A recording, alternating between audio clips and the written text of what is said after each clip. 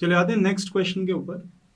Question है x upon x square minus a square into x square minus b square, और इसको integrate करना है विद रिस्पेक्ट टू एक्स, मतलब साथ में dx लगा हुआ है। तो इसको भी हम पार्शियल फ्रैक्शन की हेल्प से ही सिंप्लीफाई करेंगे।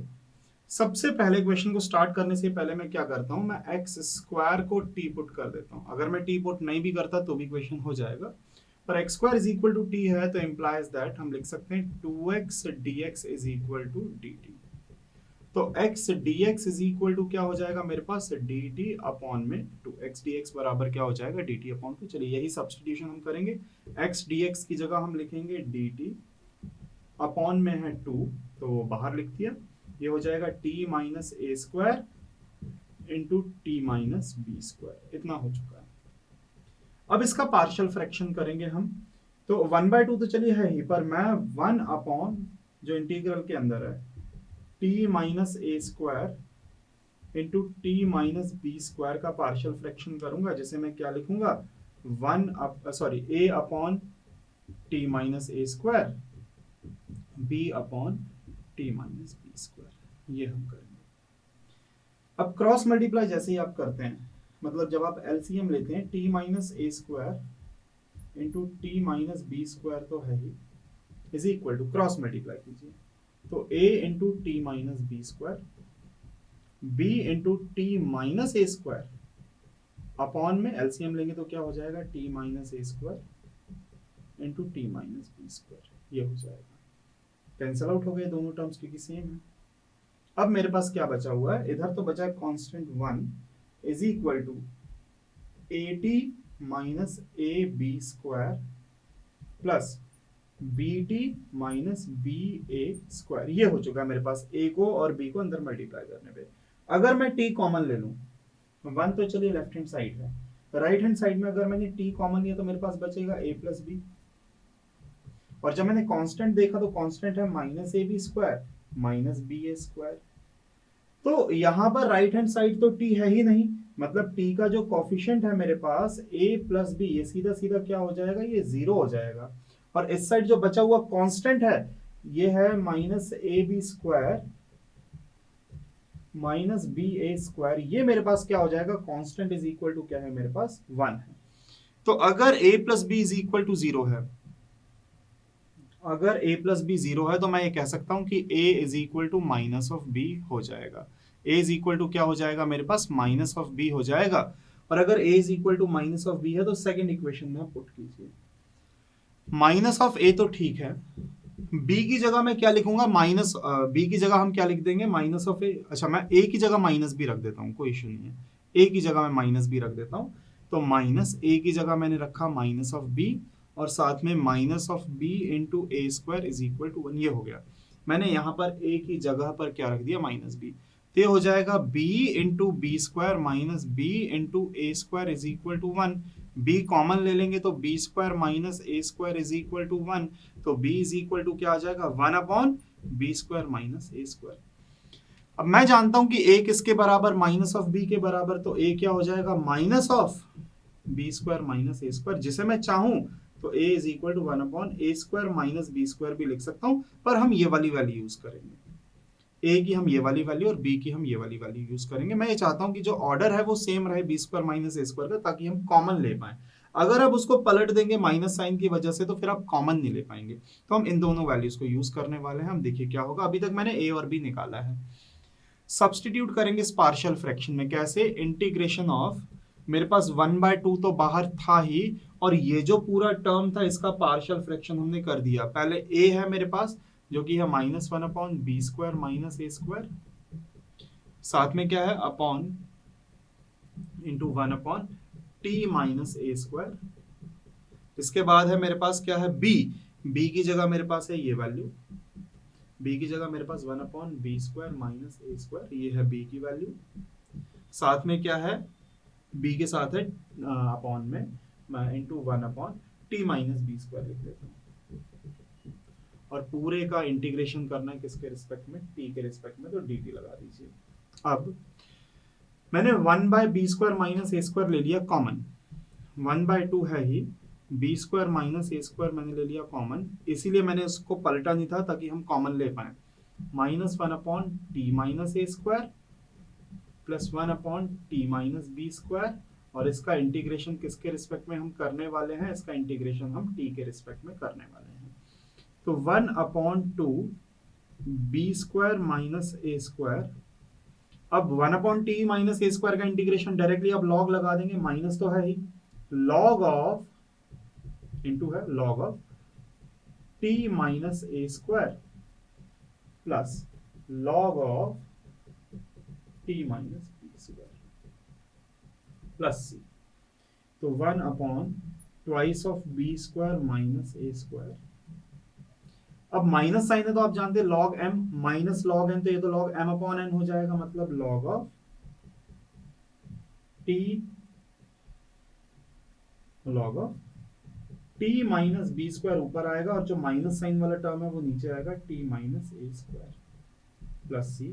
और t की जगह मैं फिर से क्या करूंगा, t जो मैंने क्या माना था एक्स स्क्वायर माना था, t की जगह मैं फिर से वही वैल्यू रखूंगा, तो मेरे पास आंसर आ रहा है 1/2 of b square minus a square log, t की जगह मैंने क्या माना था x square minus b square upon x square minus a square, और साथ में आ जाएगा प्लस सी। ये हमारे इक्वेशन का फाइनल आंसर।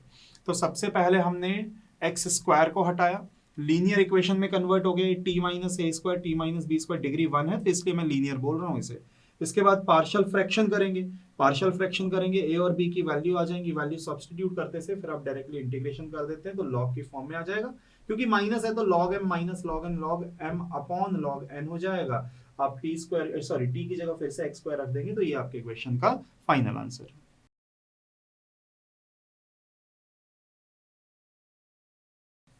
चलिए आते हैं नेक्स्ट क्वेश्चन के ऊपर।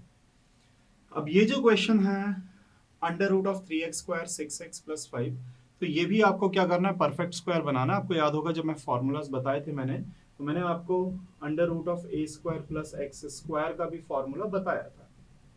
तो इस तरीके की क्वेश्चन, यहाँ पर a square minus x square, x square minus a square भी हो सकता है, तो इनके 3 फॉर्मूलाज होते हैं। तो इस टाइप में कन्वर्ट करने के लिए हमें इसे क्या करना पड़ेगा, हमें इसे परफेक्ट स्क्वायर बनाना पड़ेगा। परफेक्ट स्क्वायर कैसे बनेगा, सबसे पहला स्टेप यही होता है कि एक्स स्क्वायर का कोफिशिएंट हमारा क्या होना चाहिए 1। अब वो 1 बनाने के लिए आपको 3 को कॉमन लेना पड़ेगा। तो चलिए 3 को कॉमन लेते हैं, तो 3 जैसे मैं बाहर निकालूंगा तो रूट से बाहर आएगा तो वो रूट 3 बन जाएगा, और यहाँ अंडर रूट में क्या बचेगा मेरे पास, अंडर रूट में 3 कॉमन लेने के बाद मेरे पास बचेगा x square plus 2x plus 5/3। मैंने 3 क्या कर दिया, वहां से कॉमन निकाल लिया है। अब इसके बाद परफेक्ट स्क्वायर बनाने का फॉर्मूला क्या होता है, मैंने आपको पहले भी बताया, half the coefficient of x का होल स्क्वायर आपको क्या करना पड़ेगा, प्लस और माइनस करना पड़ेगा ताकि वो परफेक्ट स्क्वायर बन जाए। तो अंडर रूट 3 तो मेरे पास है ही, बाहर कॉमन ले चुका हूं मैं। अब एक्स स्क्वायर है प्लस 2x है प्लस 5/3 है। अब x का कोफिशिएंट कितना है 2, जिसका हाफ क्या हो जाएगा 1, उसका स्क्वायर करेंगे तो क्या हो जाएगा 1 ही होगा, तो +1 -1। देखो बात को समझिए, x का कोफिशिएंट मेरे पास कितना है 2 है, जिसका हाफ क्या होगा, सबसे पहले x के कोफिशिएंट का आपको हाफ करना है, तो जैसे ही आप हाफ करेंगे तो 2 का हाफ 1 होता है, उसका स्क्वायर तो 1 ही होगा, तो +1 -1 हमने किया, जिससे होगा ये कि ये वाला टर्म और ये 1, ये तीनों मिलकर क्या बना देंगे, a प्लस बी का होल स्क्वायर। रूट 3 तो मेरे पास है ही, इंटीग्रेशन ऑफ ये बनेगा मेरे पास x प्लस 1 का होल स्क्वायर, बचा मेरे पास 5/3 -1। ये तीनों टर्म मिलके मेरे पास होल स्क्वायर बना रहे हैं। Under root of 3 integration of x plus 1 का तो होल स्क्वायर, ठीक है इसमें कोई इश्यू नहीं है, x प्लस 1 का whole square, and 5/3 -1 is nothing but 2/3। कितना हो जाएगा, ये 2/3 हो जाएगा। अब आप जानते हो कि x स्क्वायर तो ठीक है, x की जगह कोई इश्यू नहीं है, x प्लस 1 है वो भी होल स्क्वायर है, 1 का डिफरेंशिएशन वैसे भी 0 होता है, पर इससे 2/3 को हमें a स्क्वायर के फॉर्म में लिखना पड़ेगा। तो मैं इसे क्या लिखूंगा, अभी 2/3 को मैं लिख सकता हूं, ये अंडर रूट 3 है ही मेरे पास, under root of x plus 1 का होल स्क्वायर है, और 2/3 को मैं क्या लिखूंगा, अंडर रूट ऑफ 2/3 का होल स्क्वायर लिखूंगा। अब ये परफेक्ट कन्वर्ट हो चुका है x square plus a square की फॉर्म में, जिसमें अब मैं फॉर्मूला अप्लाई करूंगा। मैं फॉर्मूला लिख देता हूं, under root of x square plus a square is equal to x by two, इसका इंटीग्रेशन और with respect to x dx is equal to क्या होता है, x by two under root of a square plus x square plus a square by two log of x plus under root of x square plus a square plus c. ये हमारा formula होता है। x की जगह मेरे पास x plus one है, a की जगह मेरे पास अंडर रूट ऑफ 2/3 है, पर ये जो टर्म होती है ना, ये वाली टर्म, यहाँ पहले तो एक्स स्क्वायर लिखना था मेरे को, एक्स स्क्वायर है ये। खास बात ये है कि x square plus a square यहाँ पर और यहाँ पर करने पे x square plus a square की वैल्यू होगी इसके बराबर, और ये जो टर्म है वो किसके बराबर होगा, इसके बराबर। भाई रूट 2/3 का स्क्वायर करेंगे 2/3, ये टर्म एक्सपैंड होने पे इसके बराबर आएगा, ये इसके बराबर आएगा, ये फिर से किसके बराबर, इन टर्म के बराबर आ जाएगा। तो मतलब ये है कि x square plus a square हमारी इनिशियल इक्वेशन, क्योंकि मैं तो इसी को ही तो सिंप्लीफाई करके क्या बनाया है, मैंने इसे x square plus a square की फॉर्म में कन्वर्ट किया है। तो इसे जब मैं x square plus a square लिख के मैं फिर से सिंप्लीफाई करूंगा, वो तो क्या बन जाएगा, वही चीज बन जाएगी कि नहीं। तो देखिएगा, integration of x square plus a square, मतलब मैं सीधा सीधा अगर लिखना चाहूं तो x प्लस वन का whole square plus under root of 2/3 का होल स्क्वायर, और आगे क्या है मेरे पास, √3 तो है ही, dx इज इक्वल टू क्या हो जाएगा, इसका तो फॉर्मूला था ये वाला फॉर्मूला, तो इसका तो फॉर्मूला लगाऊंगा ही, पर बाहर मेरा √3 तो चलता रहेगा। अब आती फॉर्मूला की बारी, x बाय टू, x की जगह है x plus one by two under root of x square plus a square की वैल्यू जो आएगी इसके बराबर, इसका पूरा सिंप्लीफिकेशन होता जाएगा, तो ये जो टर्म बनेगा वो इतना बनेगा।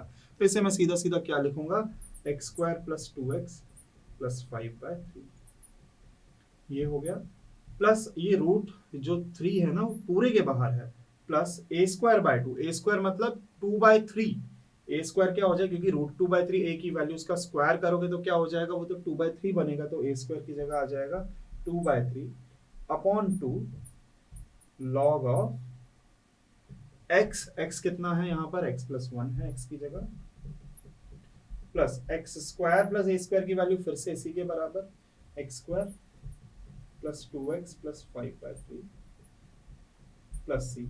आप यहाँ पर मॉड भी लगा सकते हैं, पर वैसे ही मैं देख रहा हूँ कि x अगर पॉजिटिव नंबर होगा तो मॉड लगाने की जरूरत है नहीं, बाकी आप लॉग के साथ मॉड भी लगा सकते हैं। फिलहाल इसमें तो मॉड की जरूरत नहीं है।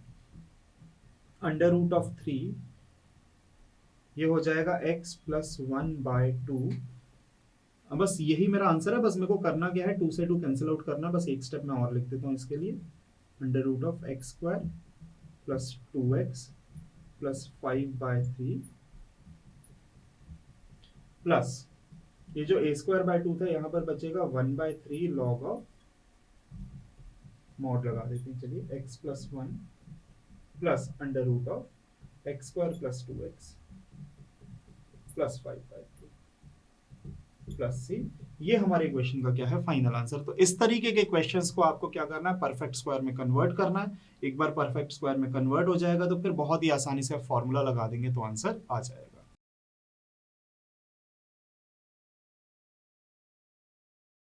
चलिए आते हैं नेक्स्ट क्वेश्चन के ऊपर। क्वेश्चन है 2x plus 3 upon x square plus x plus 1, वो भी रूट के अंदर है। अब ऐसे क्वेश्चन को करने के लिए मैं वही चाहूंगा कि एक बार तो मैं इसे डिफरेंशिएट करूं तो न्यूमरेटर में टर्म डायरेक्ट मिलना चाहिए, ताकि मैं t सब्स्टिट्यूट करके कर लूं। तो आसानी से अगर आप करना चाहते हैं तो x square plus x plus 1 का डिफरेंशिएशन आप जानते हैं 2x प्लस 1 आएगा, पर यहाँ तो 2x प्लस 3 है, 2x प्लस 1 होना चाहिए था। तो मैंने क्या किया, मैंने इसे ऐसा लिखा 2x प्लस 1 और प्लस 2 अलग कर दिया। 3 को मैंने क्या किया, प्लस 1 प्लस 2 में ब्रेक किया। क्यों ऐसा, क्योंकि डिनोमिनेटर का डिफरेंशिएशन डायरेक्टली मेरे पास है, तो मैं क्या करूंगा, सेपरेट करूंगा। एक बार मैं अलग लिखूंगा x square plus x plus 1 और इंटीग्रेशन ऑफ 2 और dx upon x square plus x plus 1, ये मैंने सेपरेट करके लिख दिया, क्योंकि साथ में 2 था तो 2 तो भाई कांस्टेंट है, 2 तो बाहर आ ही जाएगा। यहां पर भी आप क्या लगा देंगे, साथ में dx लगा दीजिए इनटू, ऐसा हमने किया। क्योंकि आप जब कॉमन लेंगे तो 1 प्लस 2 क्या हो जाएगा, 3 ही हो जाएगा, तो हमने सेपरेट करके लिखा। तो मैं इसे फिर से साफ साफ लिख दूं कि 2x प्लस 1 है, साथ में dx है, अपॉन में under root of x square plus x plus 1 तो है ही। अब इसमें जब अगर आप पुट डिनोमिनेटर जो है x square plus x plus one को अगर आप टी पुट करेंगे तो 2x plus one d x is equal to क्या हो जाएगा डी टी। तो ये जो बनेगा मेरे पास ये सीधा सीधा क्या बन जाएगा d t upon under root of t बनेगा। इसको आपको इंटीग्रेट करना है और इसका इंटीग्रेशन या तो आपको डायरेक्टली याद हो कि टू रूट टू टी हो जाएगा। अगर आपको डायरेक्टली याद नहीं है तो आप इसे क्या कर सकते हैं, आप इसे इस तरीके से टी की power minus of one by to लिखिए डी टी। टी की पावर में क्या लिखेंगे माइनस वन बाय टू। अब आप जानते हैं एक्स की पावर एन वाला फॉर्मूला क्या हो जाएगा टी की power minus one by two plus one upon minus one by two plus one, इतना हो जाएगा। तो कुल मिला के टी की power one by two upon one by two, जो कि मैं आपको डायरेक्टली बोल रहा था वन बाय टू का टू ऊपर चला जाएगा, ये हो जाएगा two under root of t. तो अगर आपको डायरेक्ट याद है कि वन अपॉन रूट टी का क्या होता है टू रूट टी, तो बहुत अच्छी बात है, नहीं तो आप एक्स की पावर एन वाला फॉर्मूला लगा सकते हैं। तो ये जो मेरे पास निकल के आ गया, जो फर्स्ट पार्ट है वो मेरे पास क्या निकल के आ रहा है twice of under root t. Under root t का मतलब मैंने क्या माना है x square plus x plus one, ये तो हो चुका है। बचा है अब ये second part plus twice of d x upon under root x square plus x plus one, ये बचा है। अब इसे मैं परफेक्ट स्क्वायर, ये तो इंटीग्रेट हो चुका है, आपको सी एंड में लगा देना साथ में, पर इसमें आपको क्या करना पड़ेगा, इसमें परफेक्ट स्क्वायर बनाना पड़ेगा। तो twice of under root x square plus x plus one plus twice of d x upon x square plus x plus one by four minus one by four. क्यों ऐसा, क्योंकि आप जानते हैं परफेक्ट स्क्वायर बनाने के लिए half the coefficient of x का होल स्क्वायर हमें क्या करना पड़ता है प्लस माइनस। अब x का कोफिशिएंट यहाँ पर क्या है, कुछ भी नहीं, तो x के आगे है वन, वन का हाफ क्या होगा वन बाय टू, उसका स्क्वायर वन बाय फोर और माइनस वन बाय फोर कर दिया हमने, जिससे ये तो ठीक है। इसके साथ साथ टू आएगा बाहर dx अपॉन ये वाला टर्म और ये मिलकर क्या बना देंगे x plus one by two का होल स्क्वायर। बचा है one minus one by four, one minus one by four हो जाएगा सिर्फ और सिर्फ थ्री बाय फोर। ये वाला टर्म तो ऐसा चलता रहेगा, इसको लिखने की जरूरत नहीं है फिलहाल, इसे हम एंड में लिख देंगे, पर जब आप एग्जाम में करेंगे तो आपको सारे का सारा स्टेप लिखना है। ये हो जाएगा मेरे पास dx upon under root of x plus one by two का होल स्क्वायर और साथ में प्लस इसको one minus one by four को मैं लिखूंगा थ्री बाय फोर, जिसे मैं under root of three by two का होल स्क्वायर लिख सकता हूँ। क्योंकि देखिए ये क्या आएगा मेरे पास थ्री बाय फोर आएगा, थ्री बाय फोर को मैं under root of three by two का क्या लिख देता हूँ होल स्क्वायर। अब ये बना x square plus a square. अब one upon under root of x square plus a square का आपको इंटीग्रेशन का डायरेक्ट फॉर्मूला पता होना चाहिए, जो कि क्या होता है log x plus under root of x square plus a square, ये डायरेक्ट इंटीग्रेशन का फॉर्मूला है। तो यहां पर हम वो फॉर्मूला अप्लाई करेंगे, ये तो एज इट इज है plus twice of log x की जगह मेरे पास है x plus one by two, मैं सिर्फ x नहीं लिखूंगा, मैं क्या लिखूंगा x plus one by two लिखूंगा, x plus one by two plus under root of x square plus a square, मतलब ये वाला टर्म, इसका मतलब ये होगा, इसका मतलब ये होगा, जिसका मतलब क्या हो जाएगा फिर से यही वाली टर्म। क्योंकि भाई इसी टर्म को तो मैंने सिंप्लीफाई करके यहाँ पर plus one by four minus one by four perfect square बना के इतनी सब मेहनत करी थी इसको बनाने के लिए, पर जब मैं एक्स स्क्वायर और प्लस ए स्क्वायर करूंगा तो क्या आ जाएगा मेरे पास यही का यही निकल के आ जाएगा, मतलब x square plus x plus one, ये हो जाएगा, साथ में आ जाएगा प्लस सी। तो क्योंकि मैं फिर से बता दूं कि ये जो x square plus a square है, इसको अगर आप सिंप्लीफाई करेंगे रूट थ्री बाय टू का होल स्क्वायर क्या हो जाएगा थ्री बाय फोर मतलब यही वाला टर्म है, इसको सिंप्लीफाई करते जाएंगे तो यही, भाई इससे जब ये आया है तो इसको सिंप्लीफाई करेंगे तो ये हम लिख सकते हैं। अब आगे जो टर्म था ये क्या था, अब मैं फाइनल आंसर लिख रहा हूं, फाइनल आंसर है मेरे पास twice of under root x square plus x plus one, साथ में है plus twice of log x plus 1/2 plus under root of x square plus x plus 1 और साथ में क्या आ जाएगा प्लस सी। ये हमारे क्वेश्चन का क्या निकल के आएगा फाइनल आंसर। तो आपको बस इसी तरीके से सिंप्लीफाई करना है कि इसका डिफरेंशिएशन पहले ऊपर लेके आइए ताकि एक टर्म तो डायरेक्टली टी सब्स्टिट्यूशन से हो जाए, बाकी दूसरे वाले टर्म को हम क्या करेंगे, इसे हम परफेक्ट स्क्वायर बना के सिंप्लीफाई करेंगे।